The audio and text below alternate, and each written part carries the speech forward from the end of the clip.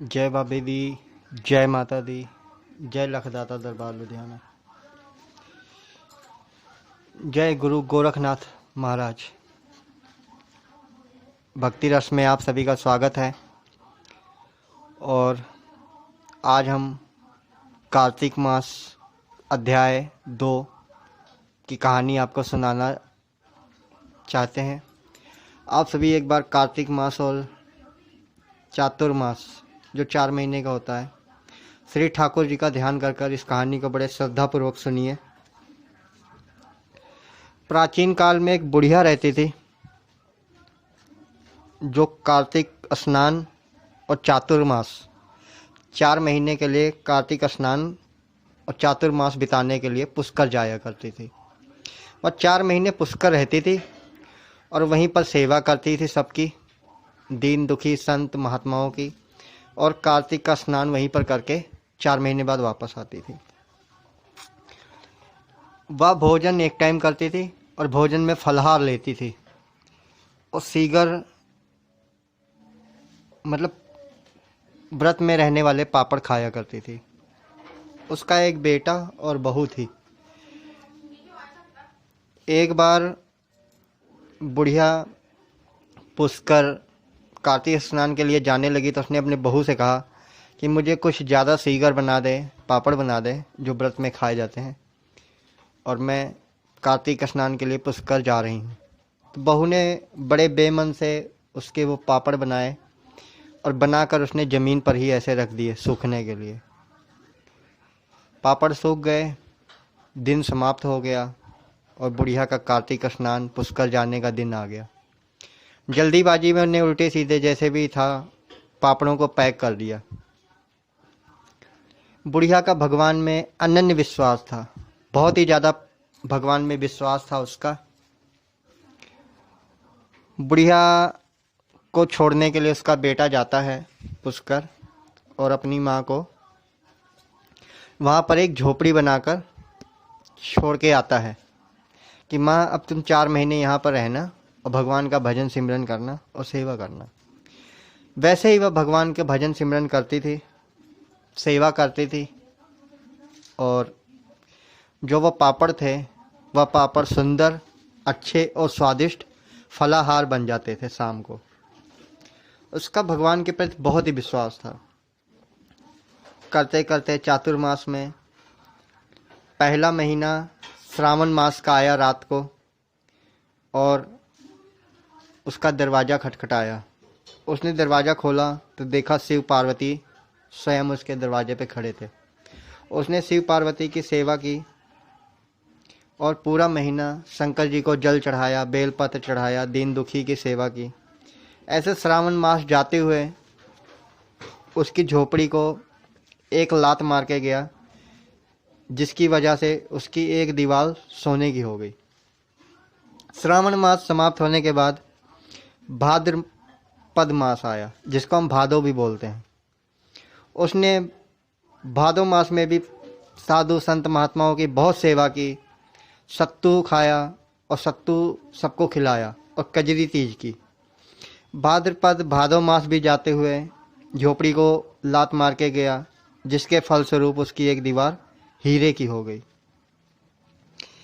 अश्विन मास आया। अश्विन मास में उसने पितृ का तर्पण, श्राद्ध वगैरह, माता रानी की पूजा और असत्य पर सत्य की जीत दशहरा मनाया। माता रानी की अखंड ज्योत जलाई, पितरों का तर्पण किया और दशहरा मनाया।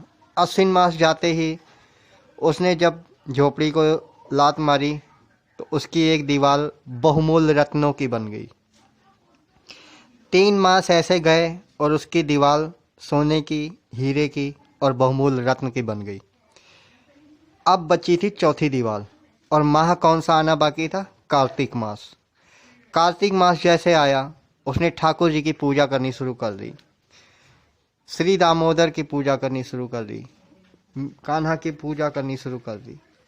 कार्तिक मास में उसने दीपदान, तुलसी पूजा, एकादशी, आंवला नवमी, दीपावली पूजा, विश्वकर्मा पूजा, भैया दूज और तरह तरह के व्रत रखे और कार्तिक मास का स्नान किया। कार्तिक मास जब जाने लगा तो उसने लात मारी तो झोपड़ी की जगह पे वह एक बढ़िया सुंदर महल बन गया। उसने महल को देखकर परमात्मा का बहुत ही धन्यवाद किया। कार्तिक मास समाप्त होने के बाद बेटा अपनी माँ को वापस लेने गया तो उसने उसका धन, यश और सभी कीर्ति देखकर माँ से पूछा और पड़ोसियों से पूछा। तो पड़ोसियों ने बताया कि तुम्हारी माँ बड़ी भक्ति भाव से पूजा पाठ करती थी, भगवान का सिमरन करती थी, भजन करती थी, जिसके फलस्वरूप चारों मासों ने तुम्हारी माँ को यह अमूल्य उपहार दिया है, जिससे धन स्वरूप और माया, महल सभी उसको सुख मिले हैं।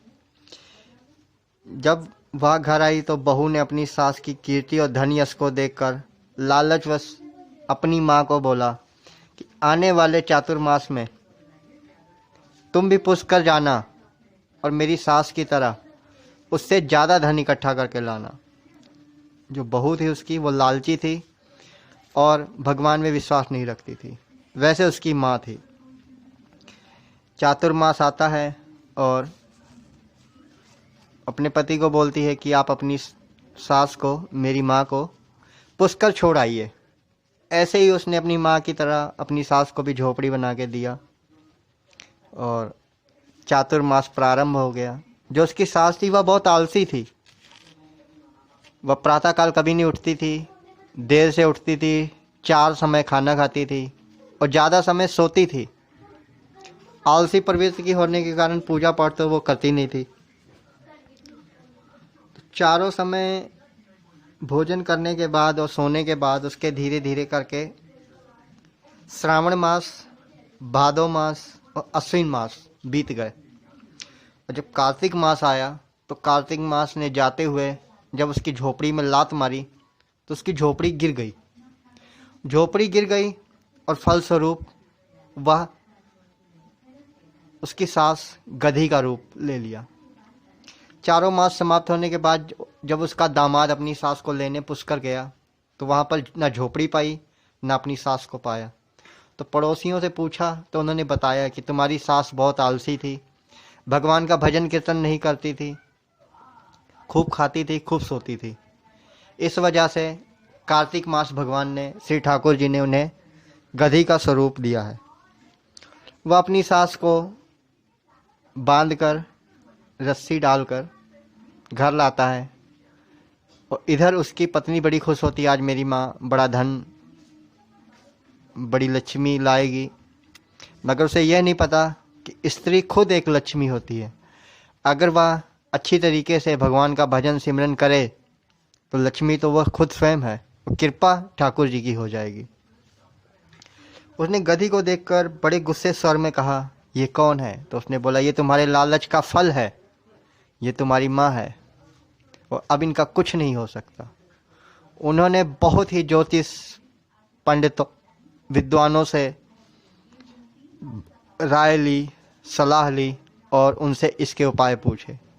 बहुत विद्वानों ने इसका उपाय बताने से इनकार किया।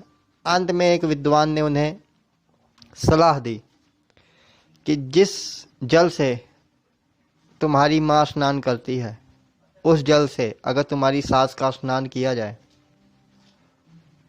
बेटे से बोला भी जिस जल से तुम्हारी माँ स्नान करती है उसी बचे हुए जल से अगर तुम्हारी सास का स्नान करा दिया जाए तो वह गधी से इंसान योनि में आ जाएंगी। उसने ऐसा ही किया और ठाकुर जी की कृपा अपरंपार, वह गधी से पुनः स्त्री रूप में आ जाती है। तो ठाकुर जी की कृपा, कथा और लीला सब अपरंपार है, मगर हमें उन्हें मानने और जानने और पहचानने की देरी है। जहाँ हमने ठाकुर जी को पहचान लिया और जान लिया, उनकी कृपा हमसे अछूती नहीं रह सकती है। तो कार्तिक मास में अपने सभी आलसी लक्षण छोड़ें और ब्रह्म मुहूर्त में जागें, परमात्मा का भजन सिमरन करें, उनकी कथा सुनें और सुनाएं और ज़्यादा से ज़्यादा ब्रह्मचर्य का पालन करें, शाकाहार भोजन करें और धरती पर सोएं। जय माता दी, जय बाबे दी, जय लखदाता दरबार लुधियाना, जय गुरु गोरखनाथ। हमारे डिस्क्रिप्शन में दिए गए लिंक से आप व्हाट्सएप, फेसबुक और यूट्यूब पर जा सकते हैं। इन्हीं शब्दों के साथ मैं वाणी को विराम देता हूँ और कल फिर कार्तिक मास चातुर्मास अध्याय 3 के साथ आपसे मिलूँगा। जय माता दी, जय बाबे दी, जय गुरु गोरखनाथ। जय बाबे दी, जय माता दी, जय लखदाता दरबार लुधियाना, जय गुरु गोरखनाथ महाराज। भक्ति रस में आप सभी का स्वागत है।